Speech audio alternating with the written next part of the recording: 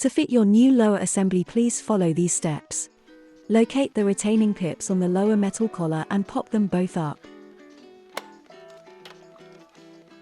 Then slide the metal lower collar up the tube. If these are stiff, use a spoon to help you. Rest the tube of the feeder on a solid surface. Using a spoon, press under each pip to release them. Once the metal collar is slid up the tube, press and release the two plastic tabs and lift the tube up at the same time. Take your new lower assembly and make sure the black seed shield is seated correctly. Please note that the peanut version of the feeder does not have the seed shield insert. Fit the tube and clip the lower metal collar back into place.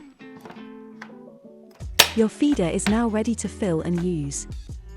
On the side of the new lower assembly, you will notice a new paint finish that in the light reflects a colorful display.